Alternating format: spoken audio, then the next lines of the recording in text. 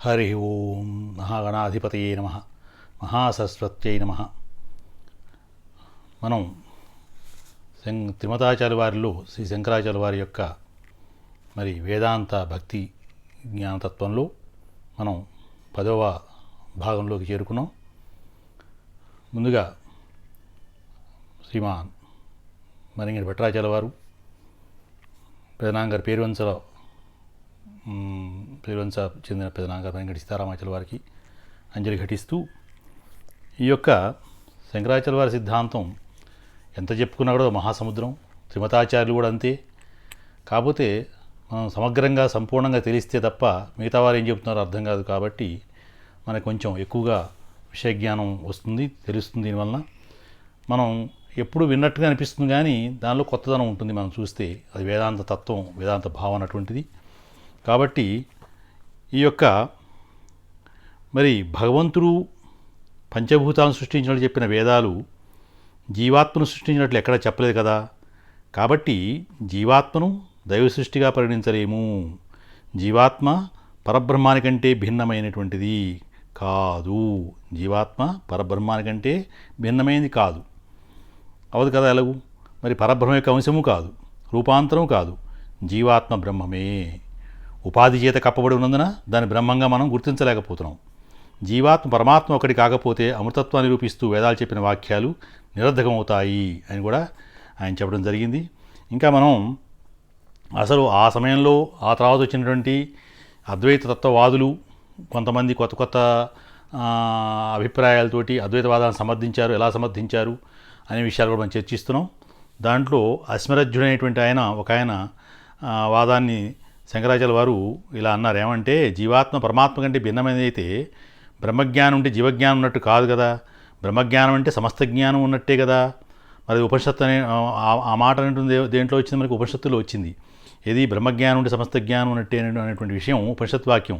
అది ఏమైపోతుంది? వ్యర్థమైపోతుంది. కాబట్టి అది అంత ఖచ్చితమైన విషయం కాదు. ఇంకేమంటే తైత్తిరీయ ఉపనిషత్తు తీసుకొచ్చారు అక్కడ. తైత్తిరీయ ఉపనిషత్తులు అంటే తిత్తిరి పక్షులు చెప్పిన ఉపనిషత్తు అనమాట. ఆ తైత్తిరీయ ఉపనిషత్తులో మీద కూడా వ్యాఖ్యానం శంకరాచార్య వారు రాయడం జరిగింది. అసలు తైత్తిరీయ ఉపనిషత్తులో గురించి మరింగడి సీతారామాచార్య ఉపనిషత్తుల పుస్తకంలో రాసిన విషయంలో ఆయన చెప్పిన విధానం ఎట్లా ఉందంటే, సృష్టికి పూర్వము పరమాత్మలో బీజరూపంలో ఉన్నటువంటి ప్రపంచమే ఇప్పుడు మనం చూస్తున్నటువంటి ఈ పెద్ద వ్యక్తావస్థకు కనపడుతూ వచ్చింది. కాబట్టి పరమాత్మ ప్రపంచానికి కారణము. లేని దాని నుండి ఉండుట ఏది ఏర్పడజాలదు. కాబట్టి ప్రపంచం సృష్టింపబడి ఉంటే కదా దానికి కారణం లేదా? ఉంది. ఆయనే పరమాత్మ.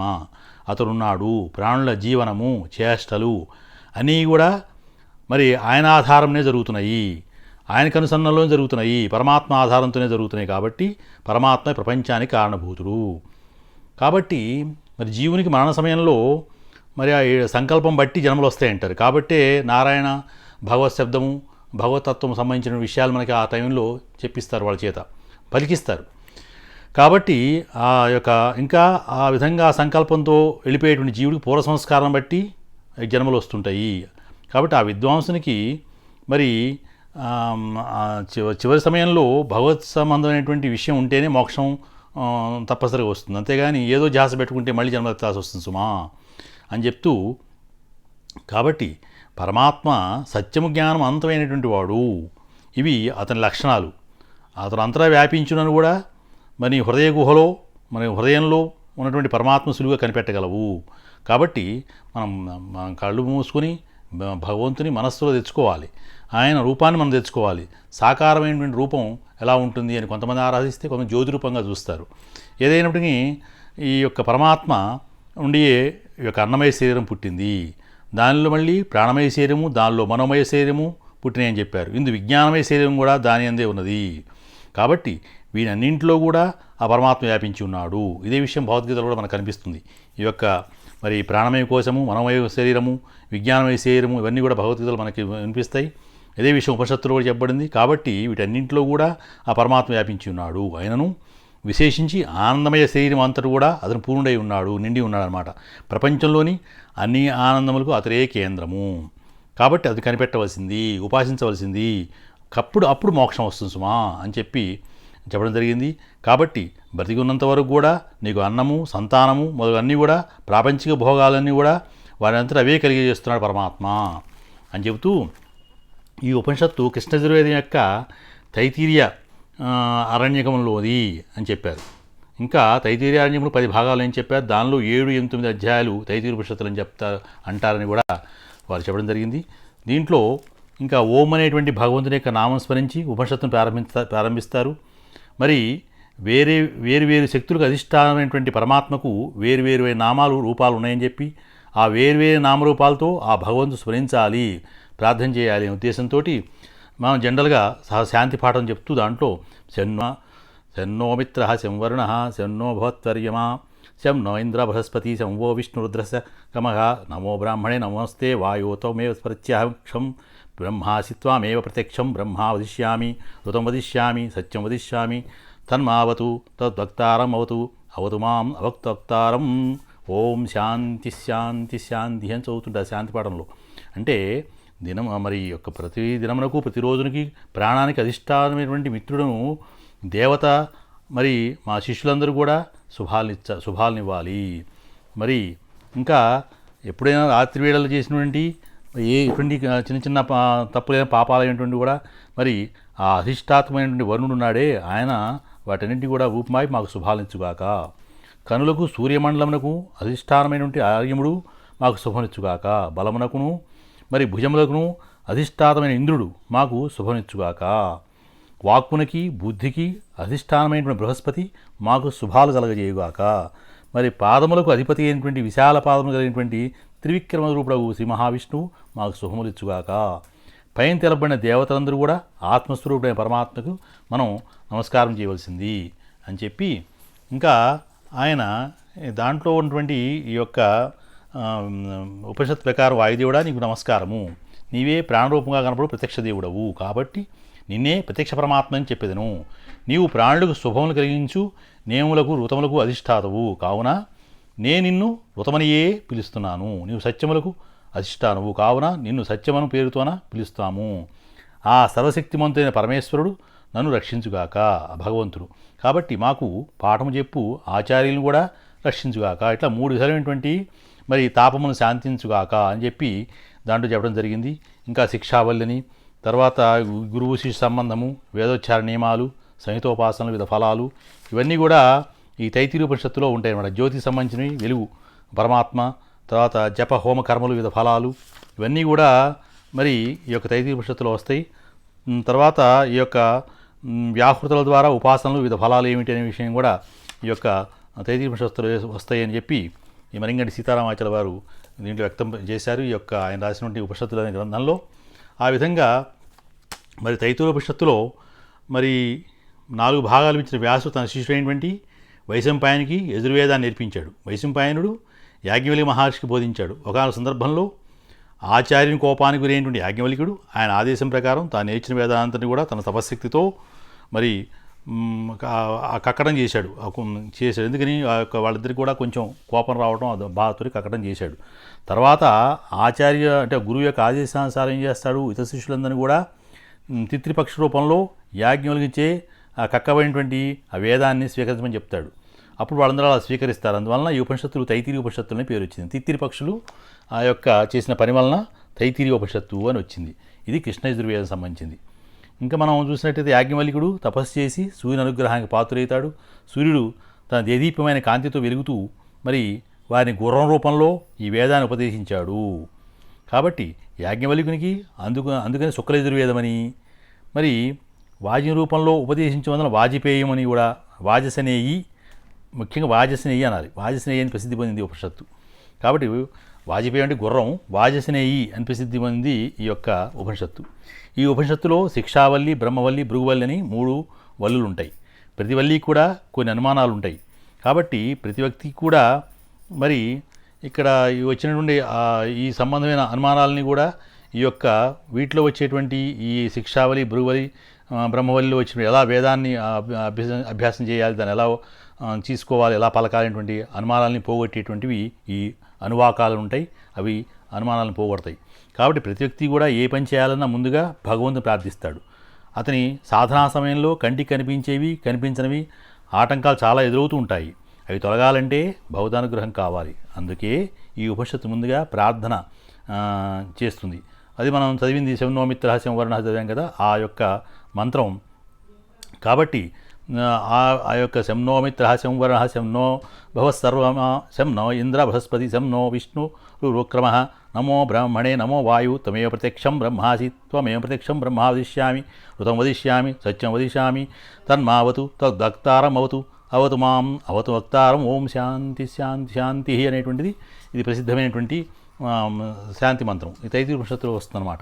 కాబట్టి మరి ఇంకా ఏం చెప్పారంటే ఈ యొక్క శ్రేయాంసి బహువిఘ్నాని అనే ఆర్యోక్తి లోకంలో ఉంది. కాబట్టి ఈ సామాన్య పనులు చేయడానికి ఆటంకాలు వస్తుంటే ఇలా బ్రహ్మ విద్య సంగతి చెప్పగలిగితే బ్రహ్మ విద్య చేస్తున్నప్పుడు ఆటంకాలు వస్తాయి. కాబట్టి ఆటంకాలు పోయి మాకు చెప్పేటి గురువులు కూడా అందరూ కూడా చక్కగా శుభాలు కలగాలి, మాకు భగవంతుడు సుఖాలు ఇవ్వాలి, శుభాలు ఇవ్వాలి అని ప్రార్థన చేస్తూ వచ్చేటువంటి ఈ యొక్క శాంతి మంత్రం చదవడం అనేది ఆన్వాయితీగా అప్పట్లో ఈ యొక్క ఉంది అని తైత్తిరీయ ఉపనిషత్తులో మనకు తెలుస్తుంది.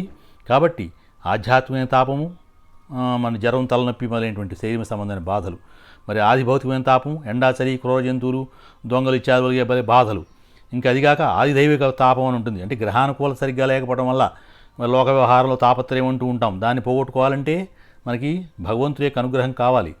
మన శరీరంలోని పంచప్రాణాలలో మొదటిదైనటువంటి ప్రాణం నిలబెట్టేవాడు, మరి పగటికి అధిపతియగు మిత్రుడిని కాబట్టి అంటే సూర్యభగవానుడు ఉంటుంది ఇది మిత్రుడిని, అపానమునకు రాత్రి అధిపతియగు వరుణుని, కళ్ళుకు సూర్యమండల మధ్యమునుంటి ఆర్యముని, తర్వాత బలమునకు ఇంద్రుని, వాకుకు బుద్ధిని అంటే బృహస్పతిని, మనం పాదములకు అధిపతియగు విష్ణుని, మరి ఇందా చెప్పుకున్న మహావిష్ణువు అని. అలా మనలో ఉన్నటువంటి జ్ఞాన కర్మ ఇంద్రియాలచే మరి మనం చేసేటువంటి ప్రతి పనికి కూడా వాటి ఫలితాలకు అధిపతియగు వాయువుని కూడా ప్రార్థించాలి. వీరందరి అనుగ్రహం వల్ల మనకు కలిగేటువంటి వివేకానికే ఋతం అని పేరుంది. కాబట్టి శాస్త్రంలో ప్రాణశక్తి బుద్ధిగా మారి కర్తవ్యాలను నిశ్చయిస్తుంది. కనుక వివేకంతో చేసే పని సత్యమవుతుంది. ఇవన్నీ మనకి అలవడాలంటే గ్రహణశక్తి, జ్ఞాపకశక్తి చాలా అవసరం. ఇవన్నీ ఎంత కాదన్నా భగవదనుగ్రహం వల్ల మాత్రమే మనకు లభిస్తాయి. మన శరీరం సక్రమంగా పనిచేయాలన్నా కూడా ఆ దైవాన్ని మనం ప్రార్థించి తీరాల్సిందే అంటుంది మనకి తైత్తిరీయ ఉపనిషత్తు. అలాగే అక్షరాలను పలకటం ఎలా అనే విషయాన్ని కూడా సూచిస్తుంది. సరిగ్గా పలకబడిన అక్షరముల వలన మాత్రమే అర్థం తెలిసి జ్ఞానం కలుగుతుంది. ఈ విషయం విద్యార్థి లోకానికి అందించడానికి కాబట్టి ఈ యొక్క ఎలా పలకాలని శిక్షావళి, బ్రహ్మవళి, భృగువళి తెలుస్తుందని చెప్పుకున్నాం మనం.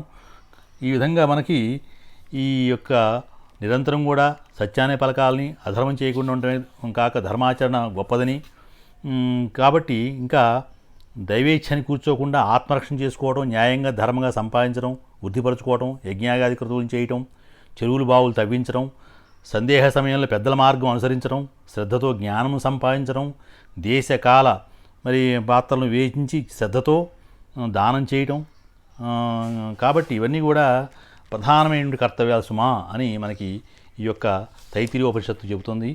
ఈ విధంగా మరింగడి సీతారామాచార్య వారు చాలా వ్యాఖ్యానం ఈ యొక్క తైత్తిరీయ ఉపనిషత్తు మీద రాసి ఉన్నారు. ఈ తైత్తిరీయ ఉపనిషత్తులో కొన్ని విషయాలను తీసుకుని శంకరాచార్య వారు ఈ యొక్క భాష్యాన్ని రాశారనుకున్నాం. అసలు తైత్తిరీయ ఉపనిషత్తులో ఏముంది అనేటువంటి విషయం మనం తెలుసుకోవడం కోసం ఒకసారి దాన్ని అధ్యయనం చేయడం జరిగింది. కాబట్టి జీవాత్మ పరమాత్మ మధ్య అనేటువంటి తాత్వికమైన ఏకత్వం ఉండవచ్చు, కానీ జీవునికి స్వస్వరూప జ్ఞానం కలిగే ముందు బ్రహ్మంతో ఉన్న సంబంధం ఎలాంటిదనే ప్రశ్న సమాధానం లేదు అని చెప్తున్నారు శంకరాచార్య వారు. ఇంకేమన్నారంటే తైత్తిరీయ ఉపనిషత్తు చెప్పిన భాష్యంలో పూర్తిగా భిన్నమైన దానితో ఎవరూ ఏకత్వ సిద్ధి పొందలేరు అన్నాడు. బ్రహ్మ అవుతున్నాడని ఉపనిషత్తు చెప్పినందున ఇద్దరు ఒకటి అయి ఉండాలి కదా. మరి అయితే ఈ జీవాత్మకు పరమాత్మకు మధ్య సంబంధాన్ని మనం తర్కంగా వ్యక్తం చేయడం సాధ్యంగా అని తెలిసినప్పటికీ కూడా శంకరాచార్యులు కొన్ని ఉపమానాలు సూచించారు. ఇంకొకటి ఏంటంటే జీవులకు ఈ బ్రహ్మంతో సంబంధాలను కొన్ని లక్షణాలు వ్యక్తం చేయడానికి శంకరాచార్యుల వారు ఆకాశాన్ని దాని భాగాలను ఉపమానంగా చూపించారు. ఏమన్నారంటే ఘటాదుల వల్ల పరిమితమైనటువంటి ఆకాశం అది తొలగిపోగానే ఆకాశం కలిసిపోతుంది. అలాగే దేశకాల కారణత పరిమితులు తొలగిపోతే జీవులు పరమాత్మలో ఐక్యమవుతారు. దేశకాల కారణత్వం అంటే మనం ప్రళయకాలం కాబట్టి ఒకే ఘటనలో ఉన్నట్టు ఆకాశం దుమ్ము పొగ కలిసి మలినమైనా కూడా ఆకాశం ఇతర భాగాలకు ఆ మలినం సోకదు. అందుకని ఒక జీవుడు అనుభవించే సుఖదుఖాల ప్రభావం ఇతర జీవులపై ఉండదు. ఏ జీవి కర్మ, ఏ జీవి సుఖదుఖం ఆ జీవికే ఉంటుంది. ఒక జీవుడికి ఒక జీవుడు సంబంధం ఉండదు. మనకి మనం ఒకసారి ఉదాహరణ చెప్పుకున్నాం. కొన్ని శునకాలు కొన్ని కుక్కలు ఒక రోడ్ల మీద తిరుగుతుంటే కొన్ని శునకాలు ఒక ధనవంతులలో సుఖాలు అనుభవిస్తూ ఉంటాయి. అలానే మరి జంతువులు రకరకాలుగా, మానవులు కూడా రకరకాలుగా సుఖదుఖాలు అనుభవిస్తూ ఉంటారు. ఒకటి కూడా సంబంధం ఉండదు. వాళ్ళ కర్మ చేసుకునండి ఆ విధుల మీద ఆధారపడి వస్తుంది. ఘటాకాశం దాని వచ్చేది ఉపాధి, దానివలన ఉపాధుల కారణంగా ఒకే ఆకాశానికి ఘటాకాశం అంటే వేరు వేరు పేర్లు ఇస్తున్నాం. కానీ పేర్లు ఏదైనా కూడా ఆకాశం మార్పు చెందడం లేదు. పరమాత్మ యొక్క సర్వజ్ఞత్వం ఉందే, అది ఉపాధి పరిచ్ఛిన్నం అవుతుంది. అంటే ఏమిటి, స్ఫటికం పక్కన ఒక ఎర్రటి వస్తువు ఉంచారు అనుకోండి, స్ఫటికం ఎర్రగా కనిపిస్తుంటుంది. అట్నే ఉపాధి వల్ల బ్రహ్మం పరిమితమైనట్టు కనిపిస్తుంది, కానీ వస్తువులు మరి కనిపించకుండా పోయేంత మాత్రాన అక్కడ ఆకాశం లేకుండా పోవట్లేదు. కాబట్టి ఆకాశం అనేది శాశ్వతమైనటువంటిది. కాబట్టి ఘటాకాశం అనంతాకాశంలో ఒక భాగమని కానీ దానికి రూపాంతరం కానీ చెప్పలేము. అలాగే జీవులు కూడా మరి ఆత్మ యొక్క భాగాలు కానీ రూపాంతరాలు కానీ కాదు. పిల్లలకు ఆకాశం ధూసరమైనట్టు కనిపిస్తుంది. అలానే జ్ఞానులకి ఒక రకం కనిపిస్తే అజ్ఞానులకి ఎలా అనిపిస్తుంది, ఆత్మ సంసార పాశబద్ధమైనట్లు పాపపంకిలమైనట్లు కనిపిస్తుంది. మరి ఒక కుండను తయారు చేసినప్పుడు దాన్ని బద్దలు కొట్టినప్పుడు కానీ దానిలో ఆకాశాన్ని తయారు చేయడం కానీ నాశనం చేయడం కానీ జరగదు. అలాగే ఆత్మకు తావు పుట్టుకలు లేవు. అనంతరకాలపు కొంతమంది వచ్చినటువంటి అద్వైతవాదులు ఏమన్నారంటే ఈ వాదాన్ని తీసుకుని ఏమని చెప్పారంటే వాళ్ళు పరమాత్మయే అంతఃకరణం వల్ల పరిమితుడై జీవుడు అనబడుతున్నాడు అని చెప్పేశారు తేలిక. అందుకే మనం మళ్ళీ దాంట్లోకి వస్తున్నాం, రెండు కాదు ఒకటే అని. ఎందుకంటే పరమాత్మే జీవుల్లో ఉండి మరి మనోచిత్త అహంకారం అనేటువంటి వాటిని తీసుకొని జీవుడుగా పరమాత్మ దీంట్లో ఉన్నాడు అని చెప్తున్నాడు. అంటే మనం అనుకున్నటువంటి ఏంటంటే ప్రకాశమే కానీ భగవంతుడు సూర్యుడు లేదు వెలుగు ప్రకాశమే జరుగుతుంది, రిఫ్లెక్షన్ జరుగుతుంది. కానీ ఆ సూర్యుడు వేరు ఈ సూర్యుడు వేరు, కానీ రెండు ఒకటికినే కనిపిస్తోంది అని శంకరాచార్య చెప్తూ రెంటికి మరి దాంట్లో భగవంతుడు దీంట్లో ఉన్నాడు, అంతఃకరణాల వలన పరిమితులై జీవుడుగా కొనసాగుతున్నాడని చెప్పాడు. కాబట్టి రెండు ఒకటే అనే సిద్ధాంతం అద్వైతం అని అనుకున్నాం. అట్నే ఈ యొక్క బృహదారణ్యకోపనిషత్తు కూడా భాష్యం రాశారు శంకరాచార్య వారు. దాంట్లో ప్రతిబింబ సిద్ధాంతం సూచించారు. నీటిలో కనిపించే సూర్యచంద్రాదులు ప్రతిబింబాలు మాత్రమే కానీ నిజమైన కావు అని చెప్పారు. తెల్లని స్ఫటికం మనం అక్కడ పెట్టామండి, అక్కడ ఎర్రని రంగు ఉన్నటువంటి ఒక ఎర్రమందారం పెట్టాం అనుకుందాం అక్కడ. కానీ అది ఉన్నంతసేపు ఎర్రగా కనిపిస్తుంటుంది ఏది ఆ యొక్క స్ఫటికం. దాన్ని తీసివేస్తే మళ్ళీ తెల్లగానే ఉంటుంది. అట్లనే ఒక దాంట్లో నీళ్లు పోసి మనం ఆ నీళ్ళలో ఆకాశాన్ని చూస్తే సూర్యచంద్రులు కనిపిస్తూ ఉంటారు. అంత మార్చిన సూర్యచంద్రులు మళ్ళీ తీసివేస్తే ఆ సూర్యచంద్రుల పైనే ఉంటుంది, దీంట్లో మనకు కనిపించే ప్రతిబింబం. అలా మాయగా అంటే అలాగే జీవాత్మలున్నాయి అవన్నీ కూడా అవిద్యలో కనిపించేటువంటి పరమాత్మ ప్రతిబింబాలే కానీ సత్యమైనవి కావు. అవిద్య నశిస్తే ప్రతిబింబాలు ఉండవు, సత్యమైనటువంటి ఆత్మ మాత్రమే ఉంటుంది. పరమాత్మ బింబం అయితే ప్రపంచం ప్రతిబింబము, రిఫ్లెక్షన్. పరమాత్మ పైనుంచి ప్రకాశిస్తుంటాడు, ఈ నీళ్ళలో ప్రకాశించేది రిఫ్లెక్షన్, ప్రతిబింబం. ఒక సూర్యుడే సముద్రాలలో, సరస్సుల్లో, చెరువుల్లో, కుంటల్లో, బావుల్లో మనకి మరి వేరువేరుగా ఉన్నట్టు తోస్తుంది. కానీ బ్రహ్మం ఒకటే అయినా వేరే రూపాలతో ఉన్నట్టు కనిపిస్తుంది. ఆయా ఉపాధుల్లో ప్రతిబింబించడమే అందుకు కారణం. శంకరాచార్య వారు ఏం చేశారు, ఈ యొక్క దృక్పథాన్ని బాగా గట్టిగా నొక్కి వక్కాణించారు. ప్రతిబింబాలలో భేదాలకు కారణం అద్దాలే సుమా, కానీ బింబం కాదు. కాబట్టి అద్దాల్లో ఉన్నటువంటి తేడా వల్ల ఇక్కడ అనిపిస్తుంది, కానీ బింబం మాత్రం స్వచ్ఛమైంది అని చెబుతున్నారు. అద్వితీయమైన బ్రహ్మము వివిధ అంతఃకరణాలలో ప్రతిఫలించడం వలన భిన్న వ్యక్తులుగా కనిపిస్తుంది. నీళ్ళని కదిలిస్తే ఏమవుతుంది, ప్రతిబింబం కూడా కదులుతుంటుంది.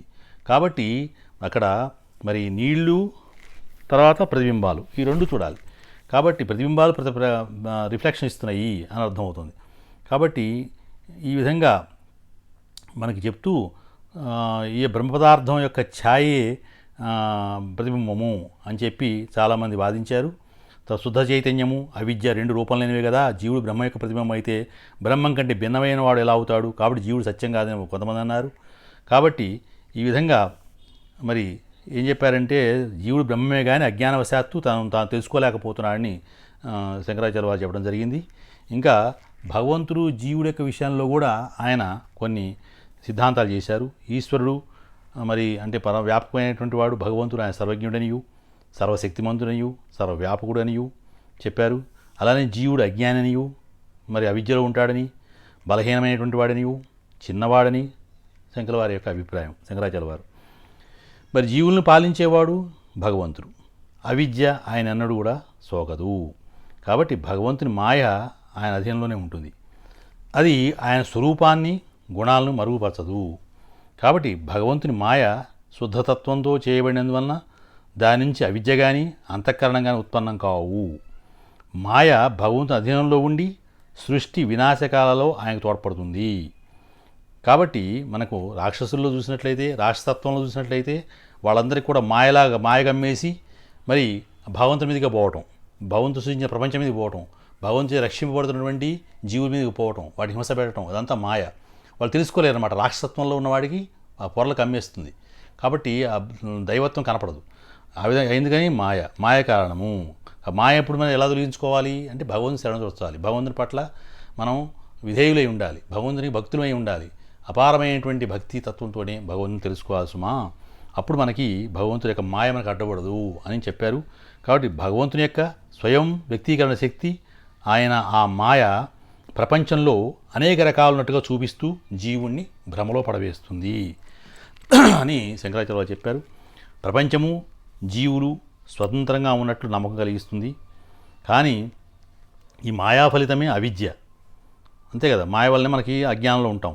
బ్రహ్మ యొక్క శుద్ధ చైతన్యాన్ని మరి మాయతో కలిపి ఉంటే ఈ భగవంతుడనియు, బ్రహ్మ యొక్క శుద్ధ చైతన్యం ఉందే అది మాయతో కలిసి ఉంటే భగవంతుడనియు, అవిద్యతో కలిసి ఉంటే జీవుడని అంటారు. కాబట్టి ఈ బ్రహ్మం అనేటువంటిది మాయతో కలిసి ఉంటే అది భగవంతుడు పక్కనే ఉంటుంది మాయ. మరి మనలో అవిద్యతో కలిసి ఉంటే ఏమైతే జీవుడు అనుకున్నారు. అంతే కదా, భగవంతుడు బయట లోపల ఒకటే ఉన్నారు, అద్వైతము. కాబట్టి మనలో ఉన్నటువంటి భగవంతుడు కూడా అవిద్యతో ఉండటం వలన జీవుడు అంటున్నారు అనే ఒక వాదం అన్నమాట. దీని ఈ భగవంతుడు ప్రపంచాన్ని సృష్టించడంలో స్వార్థపూరితమైన కోరికలు కానీ ప్రయోజనాలు కానీ ఆయనకి లేవు. అందుకనే అకర్తని ఆయన్ని, జీవుణ్ణి కర్తని అంటారు. కర్మానుసారం ఫలాలను ఇచ్చేటువంటి భగవంతుని ఆరాధిస్తాం. తాను బ్రహ్మము ఒకటేనని ఆయనకు తెలుసు. అందువలన సర్వదా ఆనందంలో మునిగి ఉంటాడు భగవంతుడు. జీవుడు ఆరాధించేవాడు తన దివ్యమూలం యొక్క ఎరుక లేనందువలన సంసారపాశ బద్ధుడవుతున్నాడు, ప్రపంచానికి బానిసైపోతున్నాడు జీవుడు. కాబట్టి భగవంతుడు స్వామి, జీవుడు భృత్యుడు అని చెబుతుంది మతం.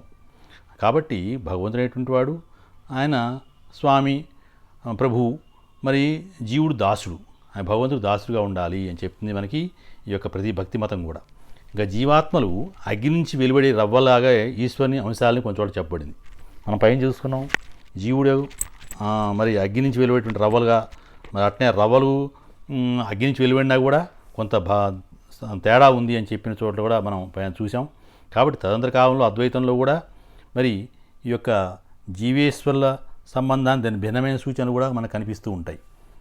ఆ విధంగా 3 గుణాలతో ఏర్పడినటువంటి మరి ఆదిమ మూల ప్రకృతికి 2 రూపాలు అని చెప్పారు శంకరాచార్య వారు. ఇంకా రజస్తమో గుణాలపై ఆధిపత్యం వహించే సత్వగుణం ఉంది కదా, ఉన్న భాగాన్ని మాయ అన్నారు. అది భగవంతుడికి తోడుగా ఉంటుంది.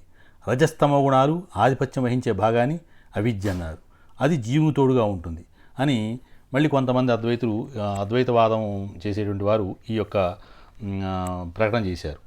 వాళ్ళు చేసిన దాంట్లో ఏమిటంటే ఈ యొక్క 3 గుణాలు ఏర్పడి ఉన్న సత్వతమ రజోగుణాలు ప్రకృతికి 2 రూపాలు కలిగిస్తున్నాయి. ఆ 2 రూపాల్లో రజోస్తమ గుణాల మీద ఆధిపత్యం వహించే సత్వం ఉన్న భాగాన్ని మాయ అంటున్నాము. అది భగవంతుడు తోడుగా ఉంటుంది. మరి రజస్తమ గుణాలు ఆధిపత్యం వహించే భాగాన్ని అవిద్య అంటున్నాము. అవిద్యంలో కదా మనం రజస్తమ గుణాలు ఎక్కువగా ఉంటాయి. అంటే సత్వగుణం అంటే భగవ సంబంధమైనటువంటిగా దగ్గరగా ఉన్న రజస్తమ గుణాలు శాంతం వ్యతిరేకంగా ఉంటాయి, అవిద్యను తీసుకొస్తాయి దాన్ని. అవి ఆ గుణాలు మనకు మోక్షాన్ని ఇవ్వని చెప్పి అవి జీవుకు తోడుగా ఉండటం, మరి మాయను మనకి ఎక్కువ చేయటం వల్ల అవకాశం ఉంది అని కూడా చెప్పడం జరిగింది. కాబట్టి మనస్సులో ప్రతిఫలించే చైతన్యమే జీవుడు కాగా సర్వప్రాణుల సూక్ష్మ సంస్కారాలకు రంగుపడిన మాయలో ప్రతిఫలించే చైతన్యం భగవంతుని తేలుతుంది.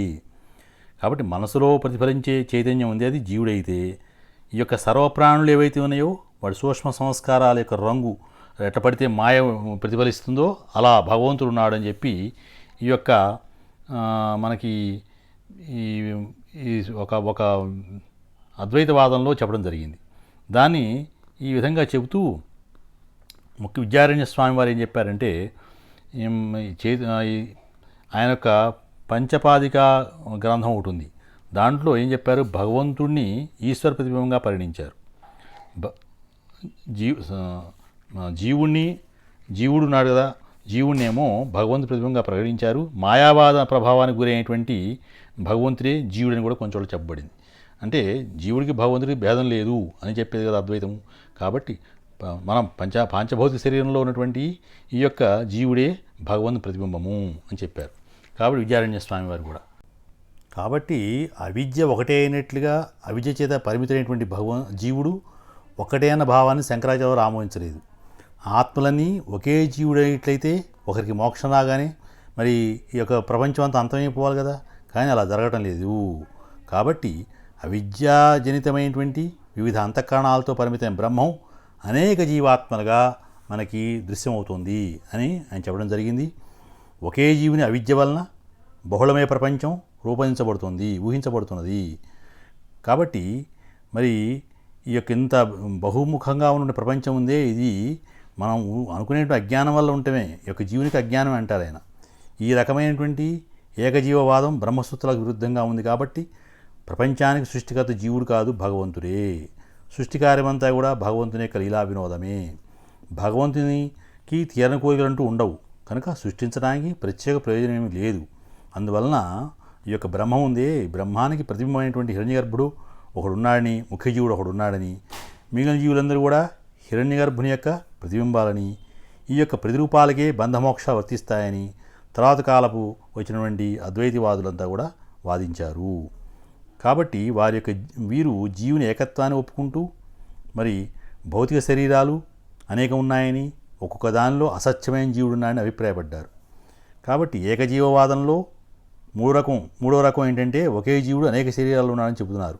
అలాగైతే అనేక శరీరాలు కూడా సుఖదుఖాలన్నీ ఒక జీవుడు అనుభవించాలి కదా. మరి ఎవడి శరీర బాధ, ఎవడి శరీర దుఃఖం, సుఖం అని ఎవడికి వాడు అనుభవిస్తున్నాడు, ఒక్కడే అనుభవించట్లేదు కదా.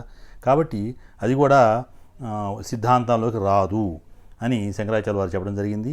కాబట్టి పూర్వజన్మలో మనం అనుభవించిన కష్ట సుఖాలు ఎలాగైతే మనకు తెలియటం లేదు, అలాగే శరీరాలు కూడా వేరువేరుగా ఉన్నందున జీవునికి అలాంటి అనుభూతి కలగదని వారి సమాధానం. శరీరాలు వేరు కానీ వాటిలో ఉండే జీవుడు ఒకటే అనేది వారి సిద్ధాంతం.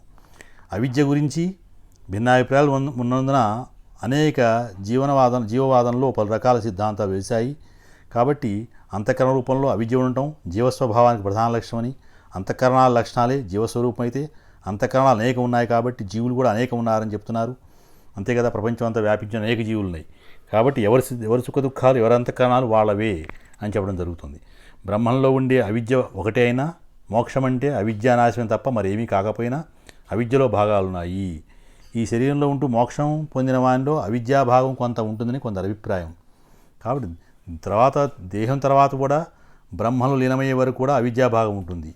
ఒకరి మోక్షంలో ఒక భాగం నశిస్తుంది, కానీ ఇతర జీవుల్లో ఆ అవిద్యాభాగం అలాగే ఉంటాయి అని చెప్పి, కాబట్టి ఒక జీవి బాగా జ్ఞానవంతుడై వాడు పైకి వచ్చి మరి మోక్షంతో వచ్చిన వాడికి ఆ యొక్క కొంత అవిద్యాభాగం పోతుంది. కానీ శాంతం అభివృద్ధి చెందినటువంటి విజ్ఞానంతో ఉన్నవాడు, జ్ఞానం అభివృద్ధి కానివాడు ఉంటాడు, వాడికి మాత్రం అవిద్యాభాగాలు అలాగే ఉంటాయి. కాబట్టి వాళ్ళు తర్వాత మోక్షం ముందు కూడా వాళ్ళు ఆ విద్యాభాగాలు ఉండటం వల్ల మోక్షం పొందలేరు.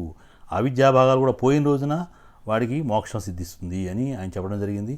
కాబట్టి ఈ యొక్క శంకరాచార్య వారు చెప్పిన సిద్ధాంతంలో మనకి జీవుడు ఏకమా అనేకమా అనే దానిలో ఈ భగవంతుడు జీవుడు ఒకటే సుమా అనేటువంటిది ఆయన యొక్క ప్రతిబింబతత్వం దీనిలో ఉంది అని చెప్పి, మరి జీవుడికి ఆ యొక్క బ్రహ్మానికి పెద్దగా లేదని ఆయన యొక్క రిఫ్లెక్షన్, ఆయన ప్రతిబింబత్వం ఇదని చెప్తూ ఆయన అద్వైత సిద్ధాంతాన్ని చెబుతూ ఉన్నారు.